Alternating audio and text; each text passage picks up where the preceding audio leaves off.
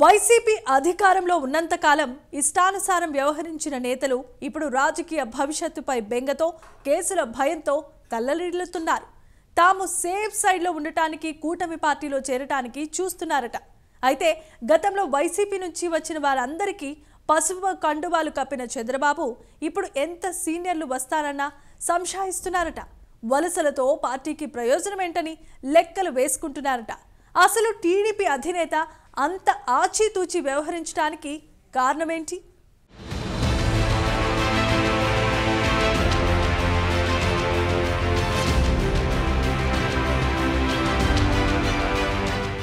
శాశ్వతంగా అధికారం తమదే అన్న ధీమాతో వ్యవహరించిన వైసీపీ 2024 ఎన్నికల్లో కోలుకోలేని ఎదురుదెబ్బ తగిలింది.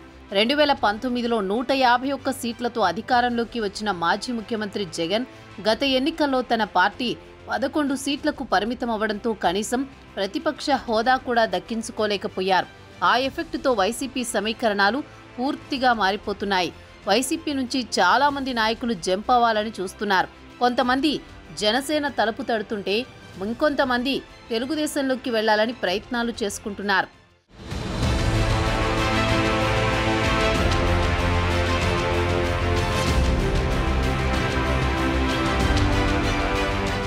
అయితే టీడీపీలో వైసీపీ నేతలకు అంత ఈజీగా డోర్లు తెరుచుకునే పరిస్థితి లేదంటున్నారు.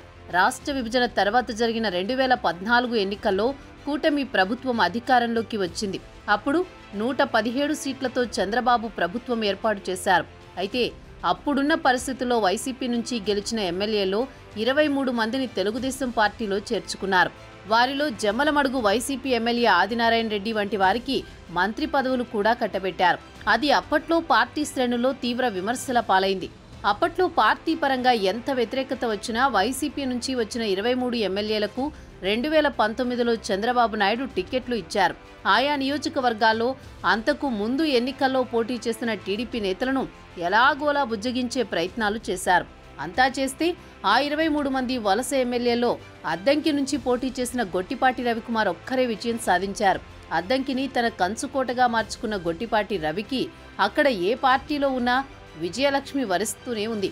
కాంగ్రెస్ వైసీపీలో గెలిచి టీడీపీ నుంచి రెండోసారి గెలిచి 4వ పర్యాయం ఎమ్మెల్యే అయిన గొట్టిపాటి రవి ప్రస్తుతం మంత్రిగా కొనసాగుతున్నారు.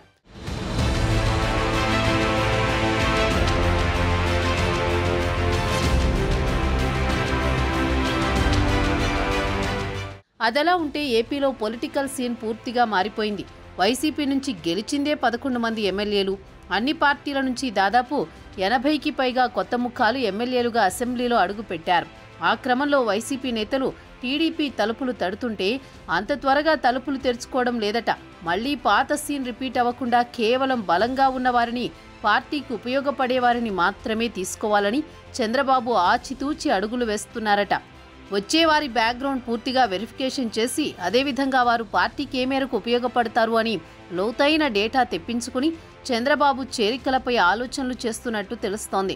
వచ్చే నేతల్లో సూపర్ సీనియర్లు ఉన్నా నియోజకవర్గాల్లో సిట్టింగ్ ఎమ్మెల్యేలు ఉండడంతో వారిలో అసంతృప్తి రేగకుండా టీడీపీ అధినేత జాగ్రత్తలు తీసుకుంటున్నారట. అయితే 2029 ఎన్నికల నాటికి నియోజకవర్గాల పునర్విభజన జరగనుంది. అప్పుడు ఏపీలో అసెంబ్లీ స్థానాల సంఖ్య 175 నుంచి 225కి పెరుగుతుందంటున్నారు. ఆ లెక్కలతో వైసీపీ సీనియర్ నేతలు కొందరికి సైకిల్ ఎక్కే అవకాశం లభిస్తుందంటున్నారు. ఆ వచ్చే సీనియర్లు కూడా తమ వారసుల కోసమే టీడీపీలో చేరడానికి ప్రయత్నిస్తున్నారట.